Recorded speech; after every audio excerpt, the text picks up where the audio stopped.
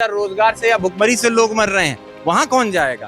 तो ये सरकार भ्रमित करना समय समय पे जो भ्रमित करती है, ऐसा काम ना करे। मौजूदा स्थिति में आदरणीय शिवपाल सिंह यादव जी जसवंत नगर से विधायक हैं और सिर्फ विधायक नहीं बल्कि उनका एक राजनीतिक इतिहास इतना बड़ा रहा है जिसके अंदर उन्होंने बहुत काम किया है। यूपी की सियासत में भयंकर घमासान जारी है। बीजेपी और सपा किसी भी तरह इस कुर्सी के खेल में एक दूसरे को मात देना चाहते हैं। इसी बीच सपा ने लोकसभा चुनाव के लिए 16 उम्मीदवारों की लिस्ट जारी की थी। तब सभी ने देखा पहली लिस्ट में शिवपाल सिंह को टिकट नहीं दिया गया। इस लिस्ट पर फिर चर्चाएं शुरू हुई तो शिवपाल यादव का नाम न होने की बातें की जाने लगी। कयास लगाए जाने लगे कि अखिलेश यादव ने चाचा शिवपाल सिंह यादव को नजरअंदाज कर दिया है। इस पर जब शिवपाल यादव के बेटे और अखिलेश यादव के चचेरे भाई आदित्य यादव उर्फ अंकुर से पूछा गया तो उन्होंने इस पर कहा, हमारे नेता शिवपाल सिंह का राजनीतिक इतिहास बहुत बड़ा है। देखिए, ये पार्टी का और पार्टी का जो शीर्ष नेतृत्व है उसका निर्णय होता है टिकट किसको मिलेगी किसको नहीं मिलेगी।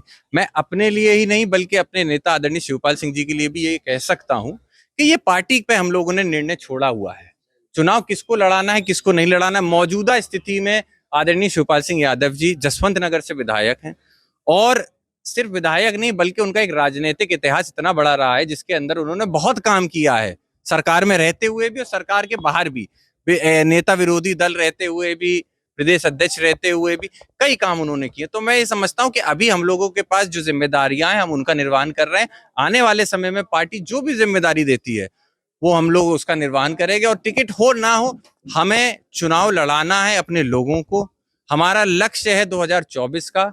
इससे फर्क नहीं पड़ता प्रत्याशी कौन बनेगा कौन नहीं बनेगा, जीतना समाजवादी पार्टी को ही है। सपा नेता शिवपाल सिंह यादव के बेटे आदित्य यादव ने आगे कहा कि आने वाले समय में पार्टी जो जिम्मेदारी देगी वो उसका निर्वहन करेंगे। हमें अपने लोगों को चुनाव लड़वाना है। हमारा लक्ष्य 2024 का है। समाजवादी पार्टी यूपी में अधिक से अधिक सीटें हासिल करेगी। साथ ही इंडिया टुडे और सी वोटर के सर्वे में विपक्ष की यूपी में 7 सीटें ही केवल आ रही हैं। इस पर जवाब देते हुए कहा कि कोई पत्थर पर लिखी हुई लकीर नहीं है। ऐसे सर्वे समय समय पर आते रहते हैं और कुछ के सही और कुछ के गलत होते हैं। इससे पूर्व में सी वोटर के आंकड़े अलग आ चुके हैं। हमको जनता पर भरोसा है। देखिए, ये एनालिसिस है, ये कोई पत्थर पे खिंची हुई लकीर नहीं है, कोई पक्की बात नहीं है। सबके सर्वेज होते हैं, समय समय पे सर्वेज आते हैं, कुछ के सही होते हैं कुछ के गलत होते हैं। ये सी वोटर का भी जो सर्वे आया है, इससे पहले भी जब सर्वे आया था उसमें जो उन्होंने आंकड़े दिए थे रिजल्ट उससे थोड़ा भिन्न रहा था।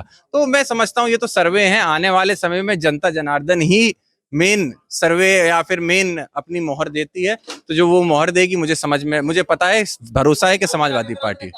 मुख्यमंत्री योगी आदित्यनाथ ने सदन में कहा था कि पांडवों ने 5 गांव मांगे थे, हम तो अयोध्या मथुरा काशी ही मांग रहे हैं। इस पर आदित्य ने कहा कि वो मुख्यमंत्री हैं, उनके पास तो पूरा प्रदेश है, वो कुछ भी करें उसके लिए उन्हें कौन रोक रहा है। कहा है कि हम पांडवों ने 5 गांव मांगे थे और हमको 3 ही मांग रहे हैं, अयोध्या काशी और मथुरा।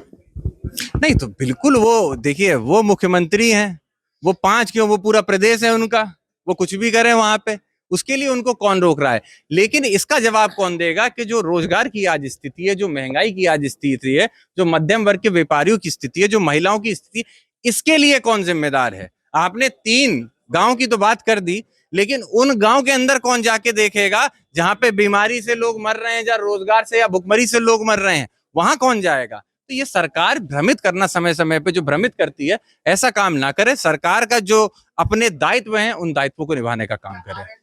इटावा से यूपी तक के लिए अमित तिवारी की रिपोर्ट।